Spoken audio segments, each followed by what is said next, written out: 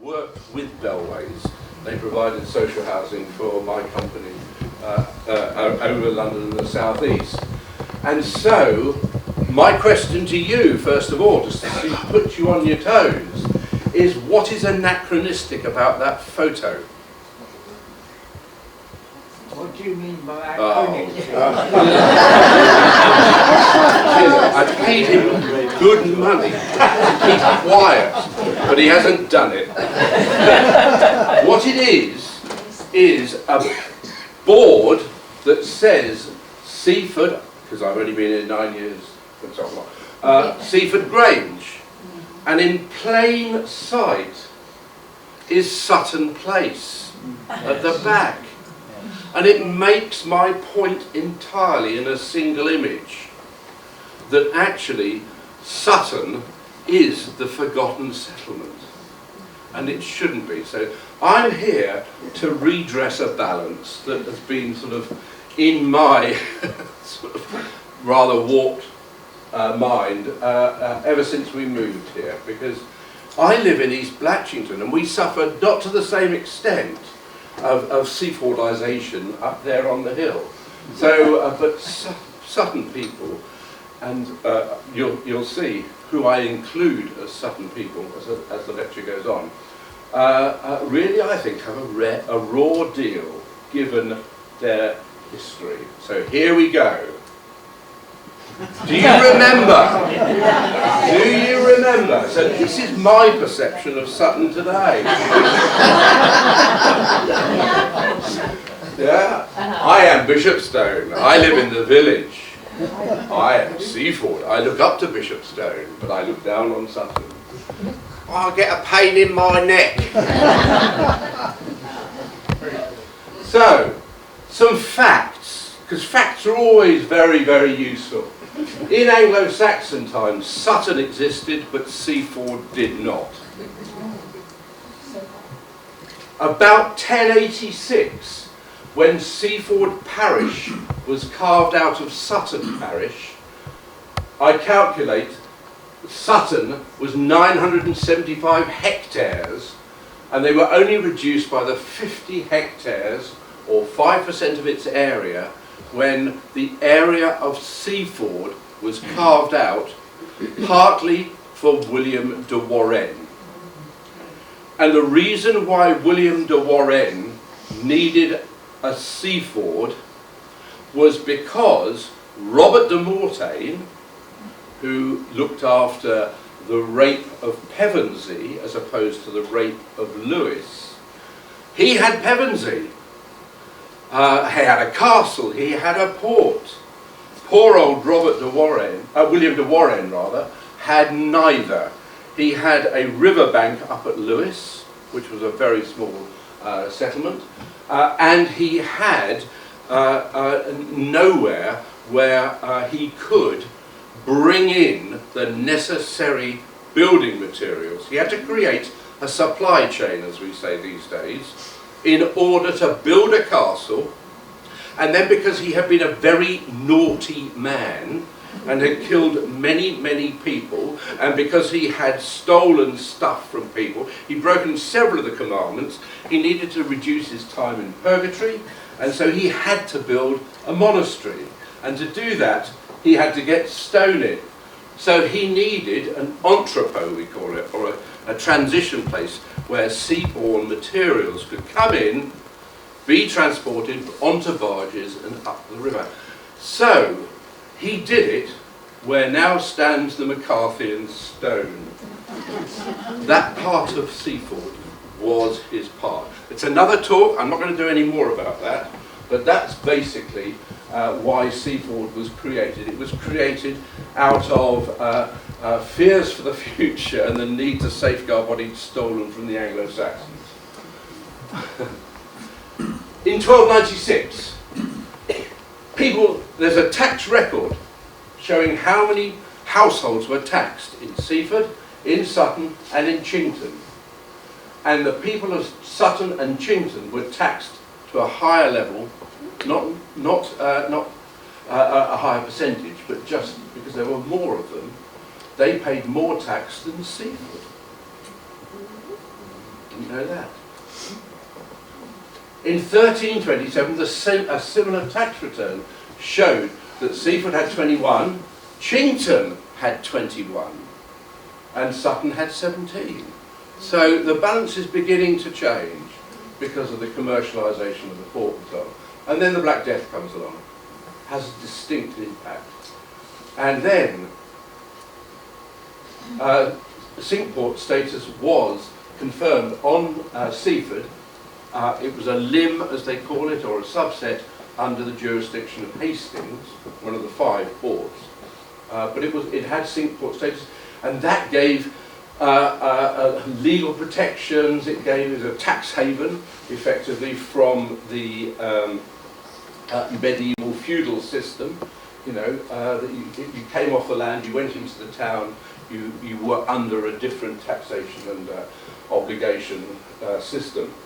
And those benefits lasted until 1885, even though the port was acknowledged to be dead by 1539, when Meeching was converted to New Haven and the cut was made at the mouth of the River Ouse.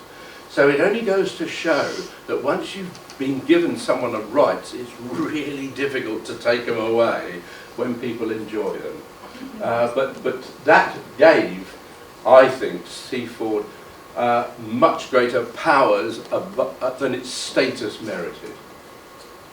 In the 2011 census, the old parish of Sutton had 6 times as many people living in it than the people living in the old parish of Seaford. Well, there you go, you see. So that there you think, well, why is Sutton so neglected? And if you think I'm overreading it, listen on. So, which came first? So, here we go. I've done this map on geology, because there are all sorts of maps around showing all sorts of theories about the nature of Seaford and its marine edge, including sand spits and so on that I believe don't exist. So basically, if you look at place names, first of all, Tun means, like Sutton, means a settlement. So if a name ends with a ton or tun, it means it's Anglo-Saxon.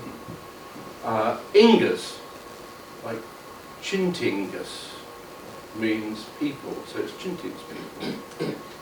So Hayton has been interpreted as being Hecker's Tun or Hecker's settlement. Denton, Dean Tun or Dean's settlement. Norton, the North Tun as opposed to the South Tun, the South Tun. Both either side of Bishopston, which wasn't called Bishopston until Selsey moved, the Diocese of Chichester moved from Selsey to Chichester. And it's Bishopston because it had very, very strong links with the Diocese of Chichester. So Bishop settlement. So that was the reason for that. East Blatchington. Again, we got the Tun, or Blecker's system, as Rodney Castleton writes about.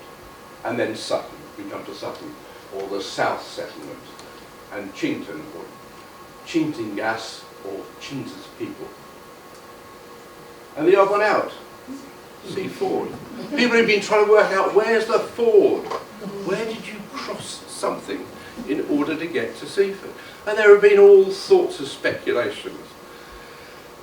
And I don't know, is the simple answer. So, 1086. William the Conqueror has settled the country. He's been king for 20 years. He's ravaged the north and turned north against south.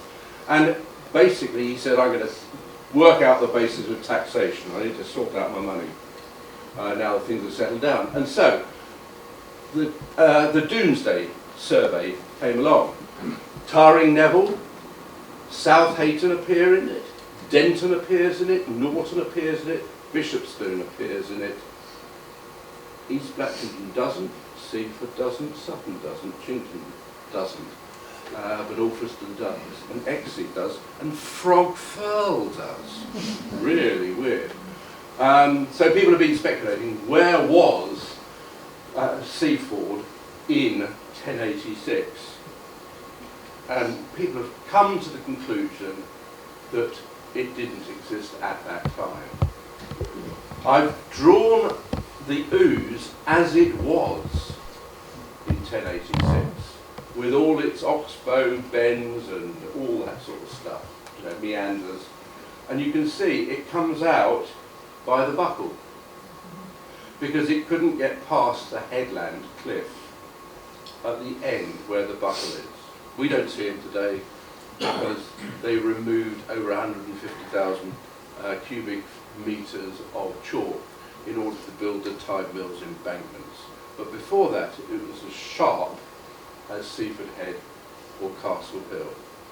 So to get round Horth Hill, the river would have to go across a chalk floor, like you get at the foot of all chalk cliffs, you know, and that doesn't happen. So that's another reason for my next talk, or a talk in the future, which is what was Seaford really like at these times. So I speak as a geographer.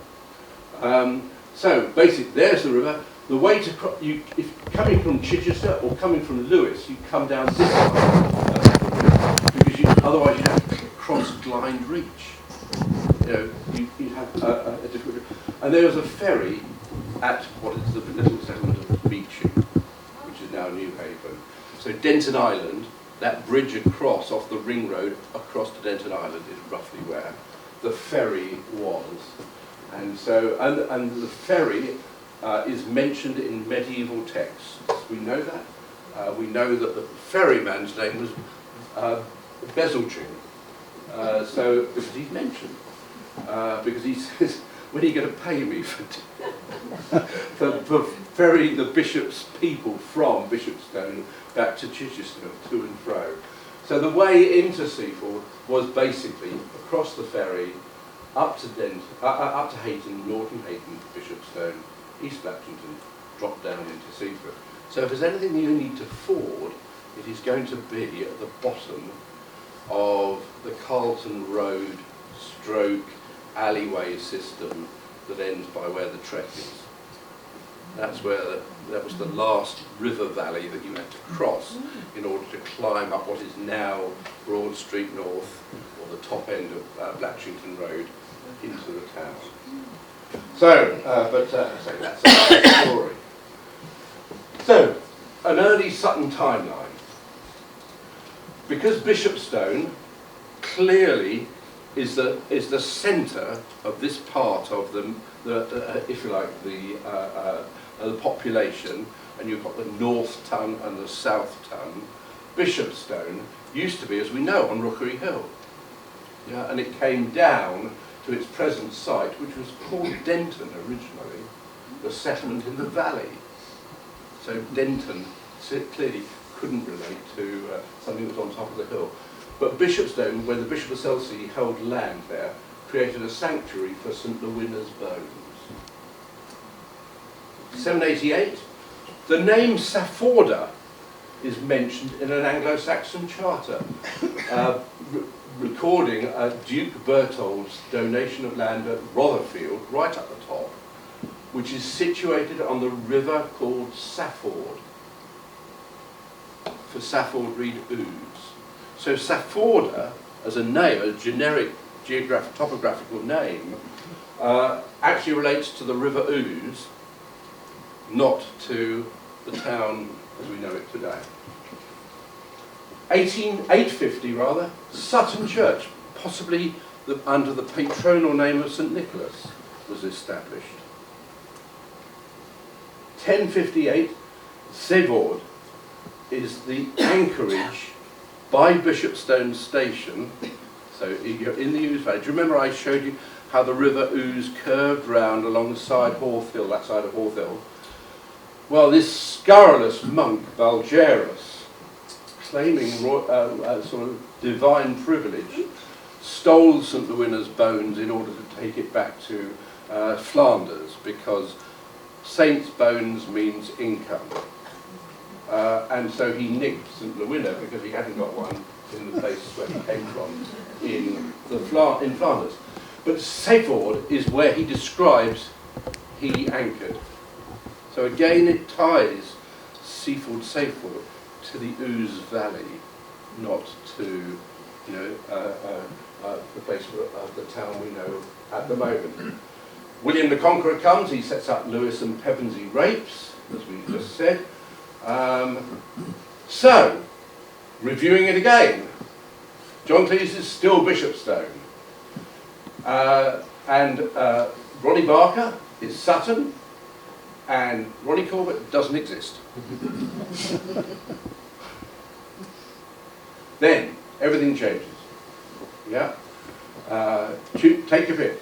Is King Harold the one with the arrow in his eye, or the one being hacked down by a horseman? There's great controversy, but what's not controversial is that Duke William of Normandy came and took the throne, created the feudal system with this hugely pyramidical structure of servitude, with the king at the top and peasants at the bottom. William de Warenne and Robert de Mortain would be in that level. And he split up the land holding. He needed to defend both Normandy and England now, because so he needed transport regularly across the Channel. So he reinforced an arrangement that King Alfred had set up called ship service, where settlements along the English coast provided guaranteed transport across. But obviously it was greater now because King Alfred was dead, there was a Norman king on our throne, and more material had to flow across the Channel. So he needed to reinforce that. And so the Cinque Ports were created. He created the 6 rapes of Sussex. Bramber wasn't one of the original ones, it was carved out. And Chichester was also carved out of Arundel. But here, Lewis is about here, and Robert de Mortain got Pevensey, William de Warenne got Lewis rape. And the boundary, as you can see, is the River Ouse. So William de Warenne did not have any entitlement to land on this side of the River Ouse. So Robert de Mortain there, half-brother of William the Conqueror. This is Bishop Odo, another half-brother. And these are the important rulers of this area. Pevensey rape. We are the 100 of Flexborough at this stage within Pevensey rape. Yeah? And because he was a naughty boy and his son was a naughty boy, they took Pevensey rape away from the de Mortain family and gave it to the de l'Aigle family, or Eagle. Yeah? And so when you look at the town seal, the historic town seal of Seaford, you'll see there is an eagle looking backwards over his shoulder, and that's come from the de l'Aigle family, who held the land, for 131 years. So Sutton Parish, that's the important thing. No Seaford, Sutton Parish. This is what he encountered. So what I've shown here is the dotted line for the harbour, because this was absolutely waterlogged. This is the base map is the tithe map of 1839, but I did it because it shows the entire parish in a single image usefully. And basically, this land in the parish of Sutton was divided between Sutton Manor, which is Sutton Place, and Chingting Manor, which is Chington now. Yeah? And the dividing line is very, very clear. Yeah? No secret, as you can see. Well, there is no secret in 1066. 1086, slightly different, because William de Warenne died in 1088. And before he died, he had two key objectives in this area.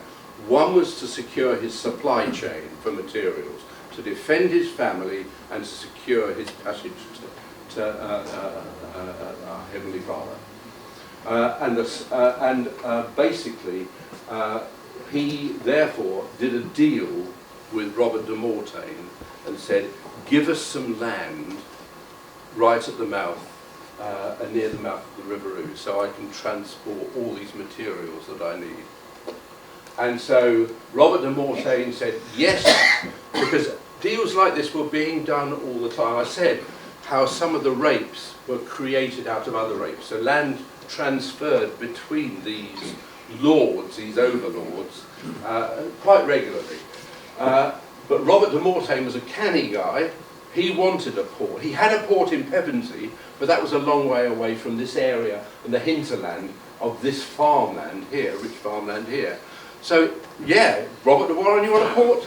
I want a port. Let's do a port together. So basically, we know from historical evidence that, in fact, the town of Seaford that was carved out of the parish of Sutton, yeah, was half de Warenne initially and half de Mortain. And there was a stone on the quayside which was the boundary stone, and I think it's somewhere by the Welly. You know, there's no maps at this time. You just have to take it from historical text. But that seems to be the case. So basically, I've shown on this map. This is the de Warenne bit, and this is basically the area that Dane Road sits on the slopes of Dane Road. Dane Road runs along the crest of a low ridge, yeah, and that. So Morrison's would be in de Warenne territory, if you like, but St Leonard's would be in de Mortain. And it's quite clear from great research done in 1937 by a chap called Godfrey that there are very close similarities between the early St Leonard's Church and West Ham Church in Pevensey, an aisleless church. So in design, so this all sort of comes together. It came together as I was doing the research for this. So you're hearing it for the first time, if you like, in this sort of detail. But I'm confident, and I've shared this with Rodney Castleton, and he doesn't disagree. That's always an important thing to do. Cover your back before you speak in public. Okay, so. Who owned the manor of Sutton? We said the Sutton Manor, and there's Chingling Manor. So let's focus on Sutton Manor. So Robert de Mortain is the overlord of the area, and he gives it to Rainbert of Sutton. Rainbert then passes it on through the Poydings family, the Frexinato, the Abrinches and the Abranches families, and Roger of Frexinato, or it's because you're translating from documents written in French or Latin, the anglicised version of Frexinato is Chesney, or Cheneys, which we see in the town today in Sutton Avenue. There's a care home called Cheneys. But the key date here, there's a lot of information there, so don't worry about it. The key date here is that Sandor Sutton is gifted to Robertsbridge Abbey. Okay? So basically, the landowner of the large part of the manor of Sutton is under the control of Robertsbridge Abbey in order to endow it to carry out its services.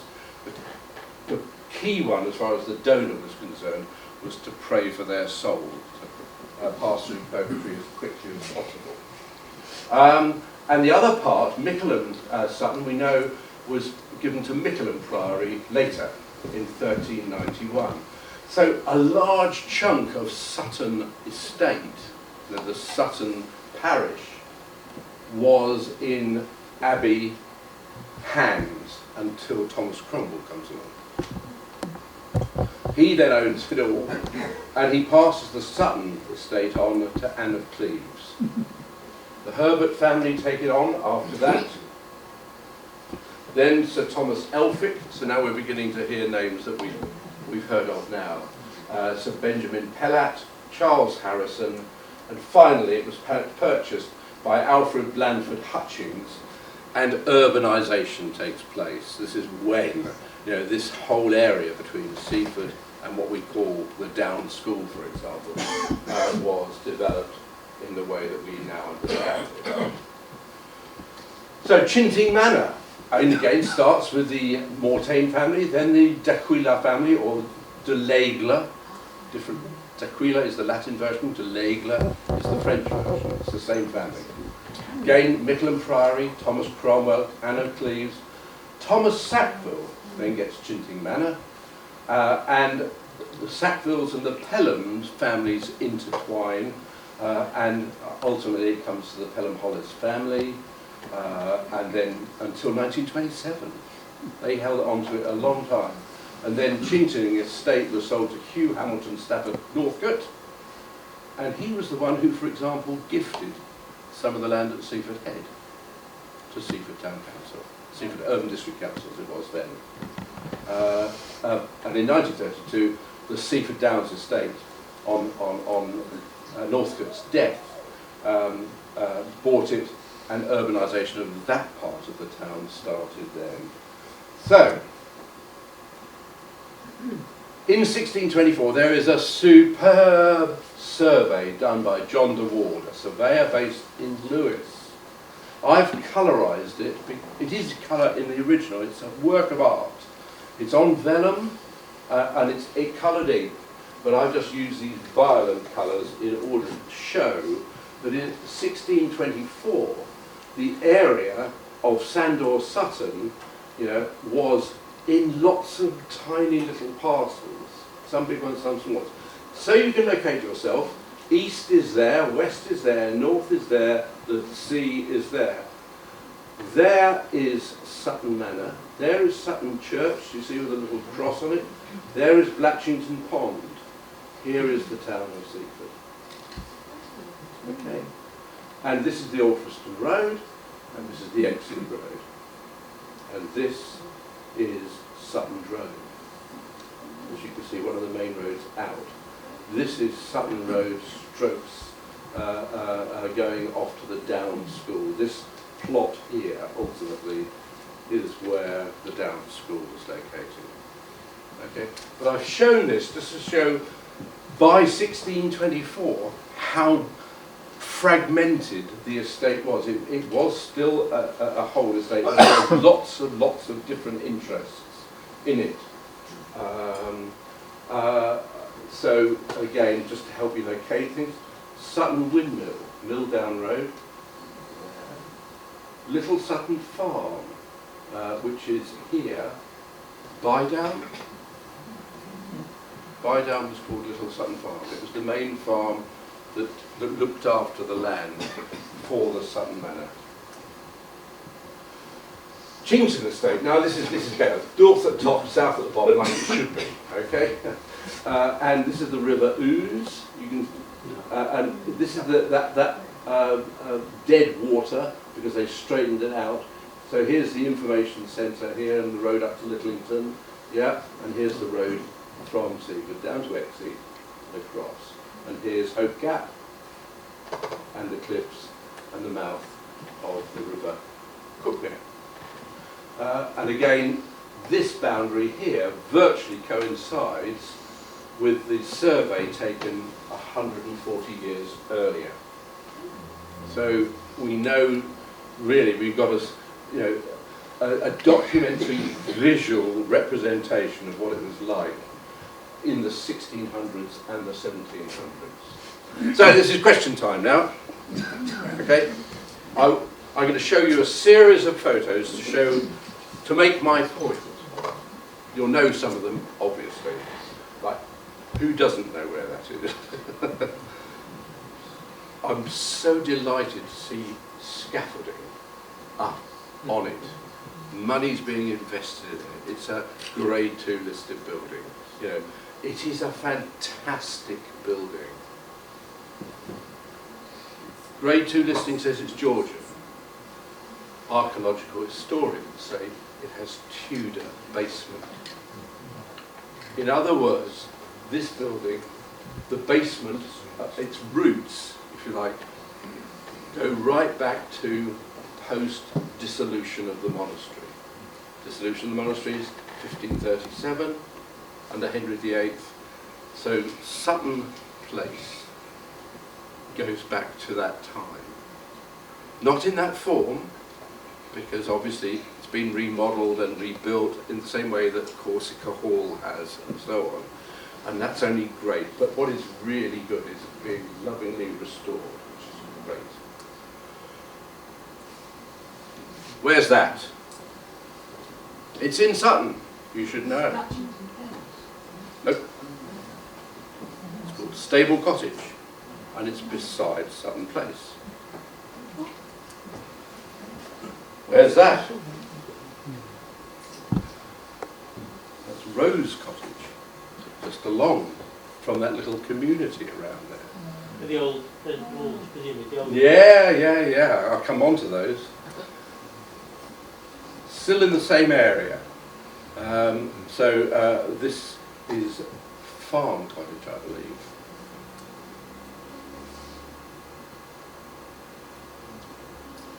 These are all in that same group of buildings around Sutton Place. Where's this? This should be more familiar with it. Yeah? Someone say? This is Chington House. So this is the manor house of the Chington estate.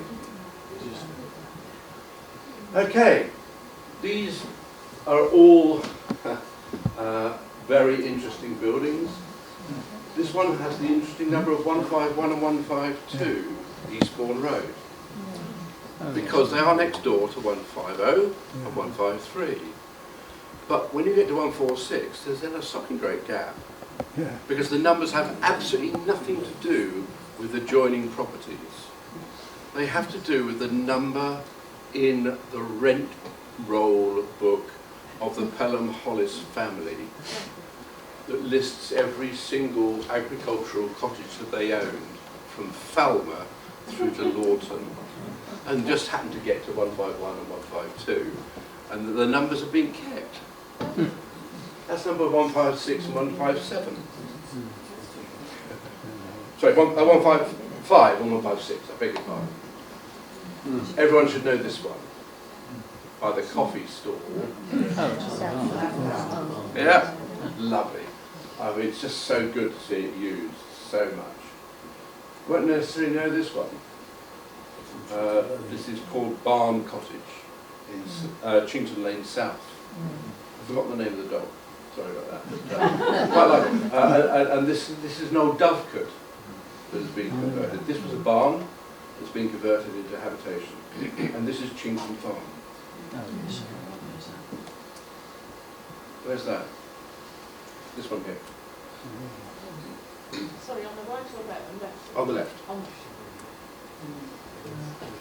Buy down. If you go down Sutton Drove, or you turn off Alfriston Road into Sutton Road, the immediate you turn turn right, it's called Buy Down. If you remember, I said Buy Down was Little Sutton Farm, and this was an agricultural barn associated with it. When they knocked down Buy Down, which had its previous use was as a school associated with the Downs School, what they did was they preserved this because it was used as the library by the school. And so they preserved it and converted it into number 9, building modern 10 and modern 8 and everything else in the village. Go there next time you're down there. Yeah. I suspect many of you know where that one is. Yeah, it's the barn, near the Downs. But it's now called Sutton Barn Community Club. Yeah, it's had a revamp since the time it was reprieved after Lewes District Council wanted to knock it down and build a supermarket and a medical centre there. But we won't go on about that, we'll just note it.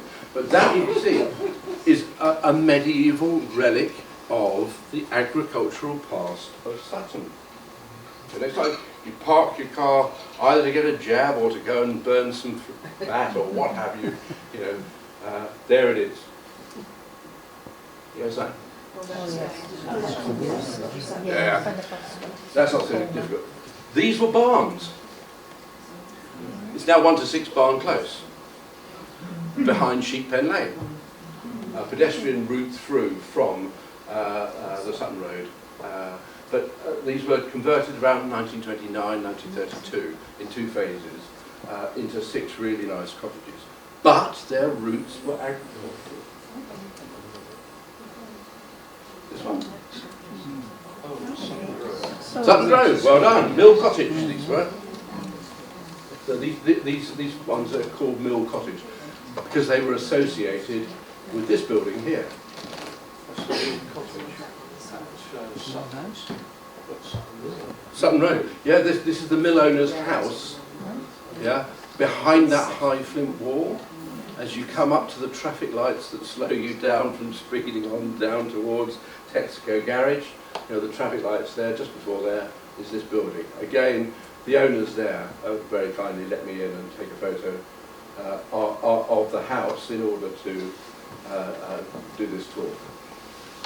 But it's because it's behind a high flint wall, because you can't really see over it, even if you're on the 12A, 12X or whatever, you know, you don't see it, but it is there. Now, where's that? Still stands. I took this 3 weeks ago. I think the owner's in the audience. 1 or 2 woodland cottages. Still none the wiser? Okay, so you're going towards the edge of Seaford, towards Exeed. You go past the chicane where the road narrows because there's a crossing point before you get to Seaford Ladies College or Cookmere House School on your right. And on your left, they've built a small close of 10 houses called Poplars, or old Poplars after the house that was on it. And just beyond there is a narrow twitten before you get to Stirling Avenue. And that's where these 2 are. And they were agricultural cottages for Sutton Fields Farm. This is a photo taken by Mark Winter, photographer of the parish in 1870. The predecessor to Cameron, the chemist, because he was also a chemist, he ran the chemist. That's the building. Twin house, well done. That's Twin house, that's the old workhouse. Yeah? And where do you put the workhouse? You put the workhouse on the edge of the down. Because the last thing you want is poor people sort of littering the streets. I say this sort of rather tongue-in-cheek, but I also say it because when I was at Lambeth we had to provide a gypsy encampment, and so we provided a wonderfully named Lonesome Depot, which was right at the furthest tip of Lambeth as you could get. And so this is the St James's Trust building, and beyond it was the leper hospital. So the poor and the ill were right on the edge of town. You can see Clinton Place, of course, and St Leonard's Church there. A lovely photo. Okay, so what remains now of Sutton and Chingling apart from what I've just shown you? So this is the 1624 survey, that garishly coloured slide I showed you earlier. And what is interesting, a number of things for me as a historian, this is the green, which is really beside, this is Sutton Manor here. And the surveyor distinguishes between flint walls, which are this symbol here, going round here, down there, and round here, and other fences. On this side, this is Barn Close. Here. This is the Seaford, what's it called? the Sutton Barn Community Club. Yeah. That's that building there. This is Bydown, this is Little Sutton Farm. Here, this is called the Hag. Sorry. I don't know what the Sorry, origin. I can't be, that's It's called, sorry? What's it called? The Hag, H-A-G-G. Right. That's what the surveyor has written on there. If you know Bishopstone, the green beside St Andrew's Church is called the Egg, which is a corruption of Hag. So it's obviously a local Sussex name for a green associated with a church or a manor. Okay, come back to that. Where's the modern road in that? So here is the Old Friston. This is Sutton Corner. Texaco Garage is here. Yeah. This is Old Friston Road, curving round to the cemetery and off. Yeah.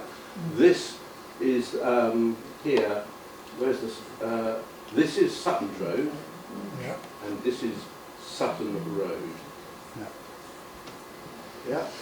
So this is Eastbourne Road going off here.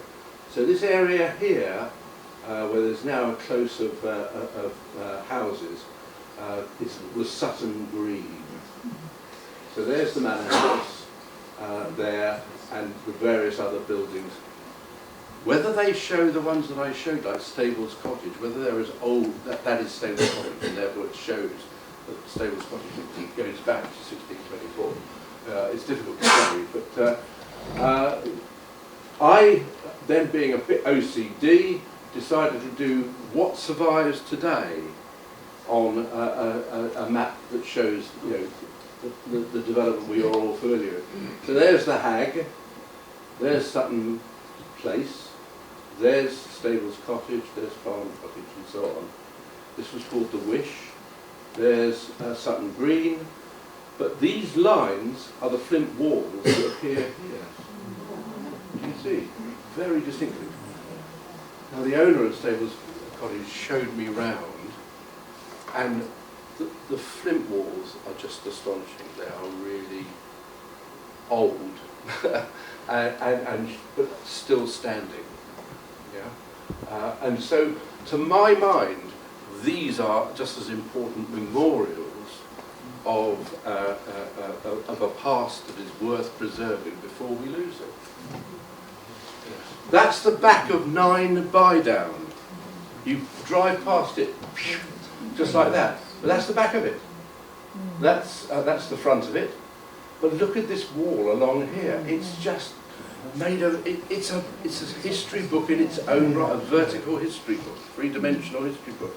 It shows you, you know, different things added, knocked in, added to, and so on. It's that's why when people say, "Oh, I can replace the flint wall by knocking it down, putting up breeze blocks behind it, and then you recycling the flints and putting them on the front," it ain't the same. You may retain a look, but you don't retain a Which character. road is that? So that's Old Friston Road. Okay. That's just opposite the junction with Bromley Road. Yeah. So what we've lost, that is the windmill. To give you some sense of how this works, this is the back fence, or the back wall of the houses in East Albany Road. There's St Peter's Church, East Blatchington, yeah, and that is the mill house that we saw in the colour photo earlier, the mill owner's house. But that was knocked down in 1907. This was knocked down in 1962. When this photograph was taken, it was one of the first purpose-built schools in the Sutton half of Seaford, built by Hutchings. And it was called Sussex House, then changed its name to Chesterton. So if you live on Chesterton Drive, there, it's picked up its name and preserved it there. But it was originally called Sussex House. And just generally, Hutchings' policy, if you've heard my talk on schools in Seaford, was basically to get as much money as he could and as much footprint on the land as possible by building schools. And these are all either schools or playing fields. So to locate yourself, here is Texaco Corner, yeah, the Down School, Sutton Drove, Old Friston Road curving round, Seven Sisters up here, Yeah, and one of the 4 thatched cottages in Seaford, just by the entrance where I took that photograph that opened this tour. Yeah, but you can see how much land was taken up by schools in that image and in that image. This is further down, this is Sutton Avenue. Sutton Avenue was virtually all schools. Yeah? And that's what we've lost. And sadly, we're struggling now because the last playing field that they are almost in the town at St John's Furl Road, they want to build 105 houses on. And yes, Seaford Town Football Club is struggling. So if you have any influence, join the protest. Okay, what we have lost. This is St Nicholas Church. This is what is left of it. I was kindly shown, when I was shown round, these are architectural bits left over when it wasn't demolished recently, it was demolished by the French and burned in the 100 Years' War. And that's in 1524, I think it was, the parishes were merged, but it was still called Sutton with Seaford, as it is today. Yeah, the order is not the other way around. Sutton hadn't lost its supremacy, if you like, at least in people's thinking, when that happened. But the church didn't exist. But what I think is astonishing is the building of these houses here. I looked up the planning history of it. Sandal Road, Sandal Close, Harrison Close, site of an Anglo-Saxon church and burial ground.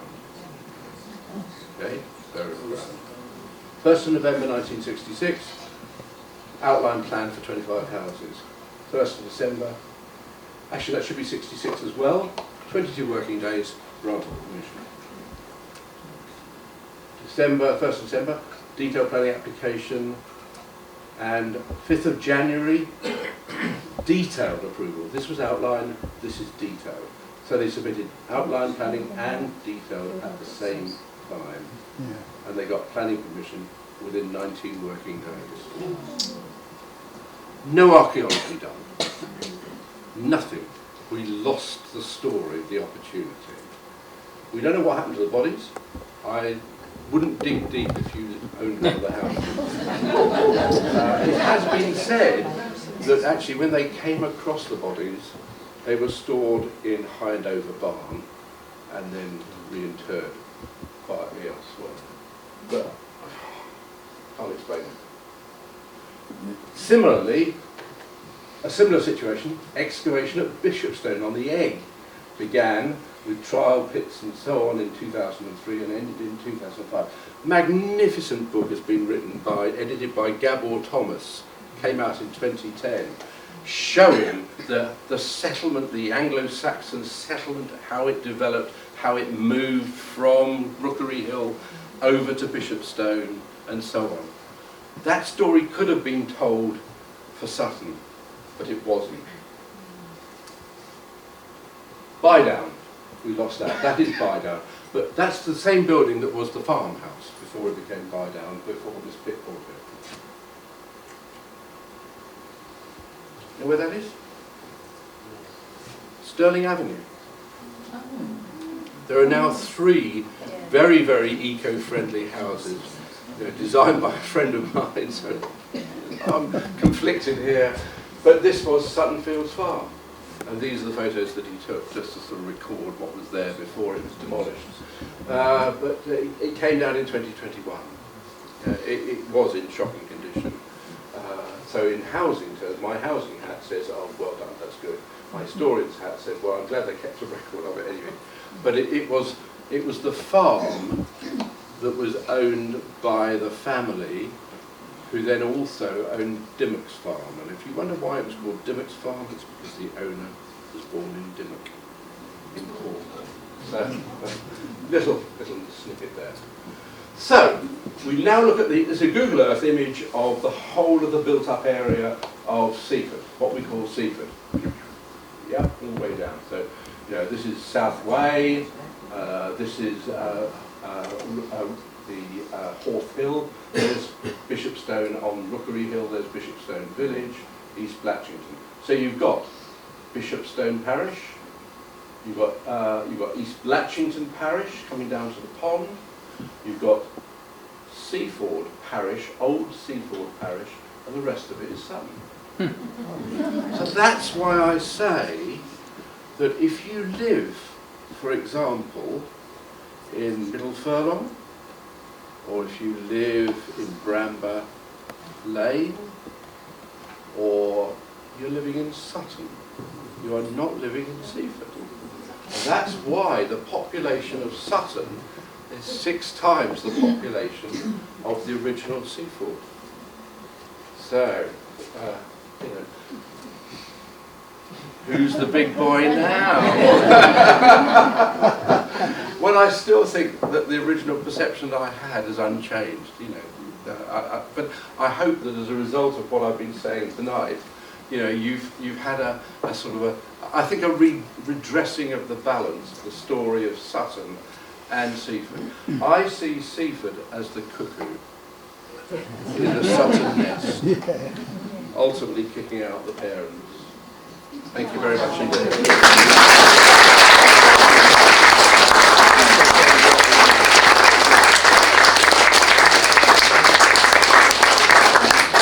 If you want to turn up the lights, I'm perfectly happy to answer any questions if you have any. So are you launching here tonight the Sutton Liberation Party? No. No, I want to keep my friends.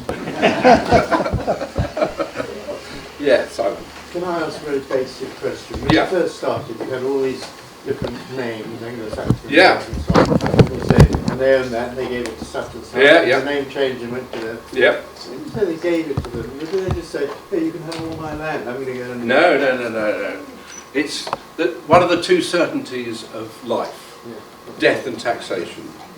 You know, and so if the line dies out, as the de Warenne line died out, then the FitzAlan family took it over, because FitzAlan was a nephew of the de Warennes. But it was, FitzAlan is the Duke of Norfolk, for goodness sake, you know, so it's not like some poor person suddenly taking it on. And so we are FitzAlans, we're staying FitzAlans, we're not going to call ourselves de Warenne just because we've taken over the de Warenne estate. So it's that sort of transition. It's sometimes gifts, like the gifts to the monastery. Dowries, yeah. So the transfers happen for a number of reasons. I wondered whether you would consider doing a walk so that we can actually go and look at something. What I'm going to do is I'm going to write this up. I usually write up all my talks as Seaford occasional papers, and they contain a lot more information, a lot more illustrations, and I give a copy obviously to the museum, because that's the whole purpose. Is to support the museum, because I've plundered it greatly, so I need to. So that's the first thing. You see, I'm avoiding the question, but because you used the word walk. I had 2 dogs, I do enough walking, thank you very much. But yes, there are walks. Mo Downing does a walk for the stories of the high street and so on. There are people who take this on, you know, and who I think you know, the town's richer for those sorts of so if anyone hearing this tonight feels stirred, you know, I'm more than happy to pass the baton that way. But I do want to thank, as I say, members of the Chittenden family who gave me access to a lot of the stuff within, you know, the remaining estate there, because it is astonishing what is there, and it's lovely to see it cherished. Given how close the Sutton Community Barn, the Flint Barn, came to being, is there now? Is it your work, and you know, with all the help and everything?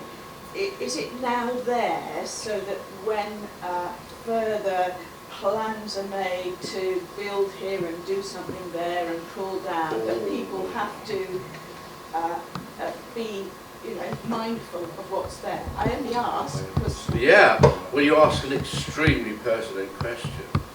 If I answer it by saying, at the moment, I am doing research into all the old buildings in Seaford, such as Pitt's House, such as Saxon Lodge, such as the old house. I'm just doing some work today on the old house, which is a lot older than you think it is. Did you know the old boot is not as old as it sounds, but it's on the site of a malt house. You know, there's all sorts of things that we can... Neil Baldwin did some great work on identifying the history, the background, using museum records, on Broad Street, on the left-hand side of Broad Street. You know, and so these sorts of things, you know, they do help, and they do. I would far rather, if people are going to do dastardly things, I'd rather they knew actually what they were doing than they did them in ignorance. So yes, if my work helps provide the knowledge so that they know what they're doing, you know, then so much the better. And I found, I mean, you know, say I'm the chair of the Fitzgerald charity, for example, the listing description is rubbish. It's so poor. You know, and they were going to knock it down anyway in the 1970s to build an extension of Shepway terrace of shops, you know, so we would have had more sweet shop and the grape tree type shops on the site of a Grade 2 listed building. You know, so knowledge is really important, and that's part of my, you know, why I do what I do. Yeah. Any other questions? You're a very good audience. Thank you very much indeed.